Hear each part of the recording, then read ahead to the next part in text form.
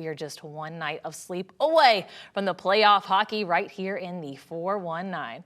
Friday night, the puck will drop inside the Huntington Center for the first round of the Kelly Cup playoffs. As the Toledo Walleye gear up to face the Indy Fuel, several key players are back from Grand Rapids. Now, throughout the season, the Fish formed strong lines with various players who moved up and down from the AHL. Toledo posted very strong performances over the Fuel with those guys earlier in the year. The Fish won 5 out of 6 games over their upcoming first-round opponent. With the extra depth added to this roster, the team believes they could do some serious damage come the postseason.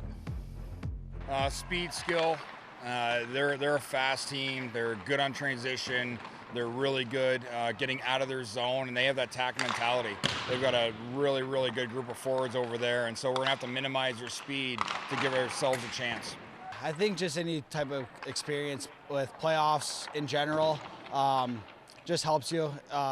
Those first games are always a little nerve-wracking just naturally because it's a different feel around the rink, different feel in the rink with the fans. But just any sort of experience of learning how to play that playoff hockey and learning how to win games in playoff hockey help for sure. All the guys that were here last year just say it's even that much more different, that much more special. And I mean, I can't wait for Friday. We're all just super excited. And with more on those exciting playoffs, Matt Melzak, the voice of the Fish, joined our Mark Coons in studio to break down everything playoff hockey. Well, it is a playoff edition, and it just happens to be the fact that Matt Melzak's wearing a suit. Nothing to do with the postseason beginning as the Walleye begin the Kelly Cup playoffs this Friday with Indy in town. What a great time of the year. You know what? It really is, Mark. I mean, you got everything going on. When you get into hockey playoffs, it's the greatest playoff. I mean, the games just amplify so much. Everything. You're on the edge of your seat every second because at any point, that could turn a game. And I think that's what I love about playoff hockey, the intensity level, the will and the desire that the players put out. When you're talking about trying to go through 4 rounds, and we've seen it the last couple of playoffs, it's so hard to win. It is so hard to win. Just getting to the finals is an amazing feat. It is so hard to do. And to do it 2 years in a row, what Toledo's done going into this playoff, it's so impressive.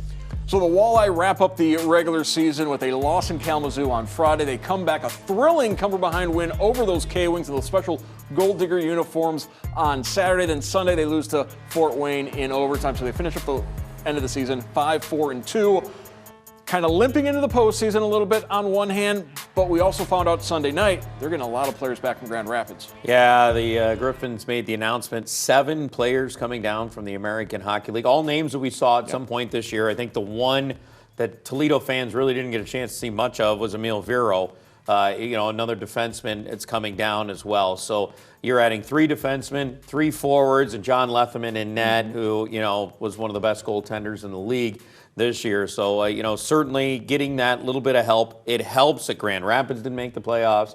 It helps Detroit didn't make the playoffs because if one of those 2 make it, we're probably not seeing all of those guys. Maybe only a few of them. The Central Division is going to be very fun to watch over the next couple of weeks in this first round of the playoffs as you had Fort Wayne and Cincinnati, your other matchup. Of course, the Walleye draw Indy. It's going to be, I think, some physical hockey the next couple of weeks. It's going to be very fun. It is going to be fun. I think you take the series, Toledo and Indy. The question for me is, how is Indy going to stack up goaltending-wise? Yeah. I think Toledo certainly has an edge there, and that'll be the question mark for the Indy Fuel. They're a team that can score, though.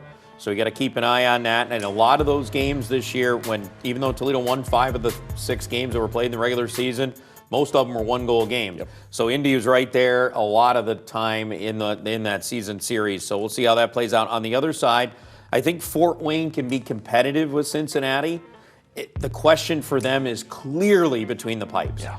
If they can get anything out of either one of their goaltenders, whether it's Rylan Peranto, who we saw on Sunday against Toledo, or if it's Fanti, the other goaltender for him, which I think he'll probably be the guy that gets to start because he's the contracted goalie, the guy down from Bakersfield in the American League. So I think he's the guy that's probably going to get the first crack at it.